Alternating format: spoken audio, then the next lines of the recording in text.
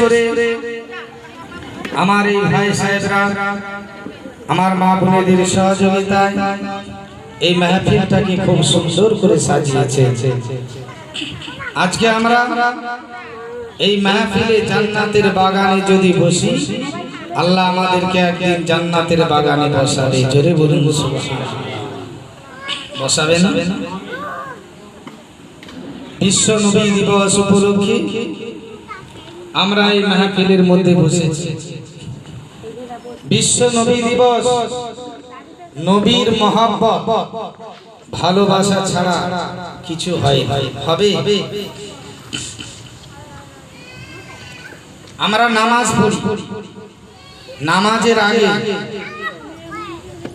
নামাজের মধ্যে সুন্নাত আছে, ফরজ আছে, নফল আছে, ওয়াজিব আছে, আছে না?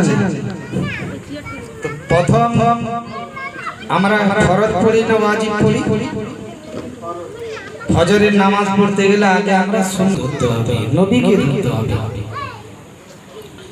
এটা হচ্ছে সুন্নতে মুআক্কাদা। ফজরের যে 2 রাকাত সুন্নাত পড়তে হবে।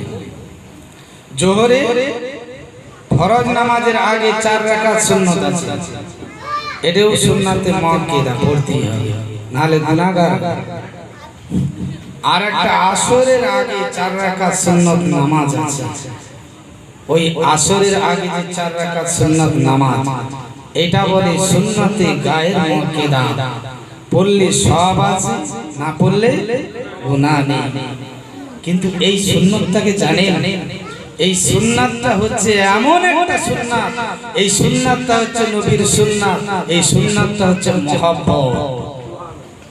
মহব্বত না সৃষ্টি করলে আল্লাহ বললেন, ইন্নাল্লাহা, নিশ্চয়ই আমি আল্লাহ, ওয়া মালাইকাতাহু, আমি সমস্ত ফেরেশতাদের নিয়ে আল্লাহ একটা বৈঠক ডাকলেন, মিটিং ডাকলেন। মালাইকা, মালাইকা, মালাক মানে একজন ফেরেশতা, মালাইকা মানে সমস্ত ফেরেশতাদের নিয়ে আমার আল্লাহ একটা মিটিং ডাকলেন, বৈঠক ডাকলেন।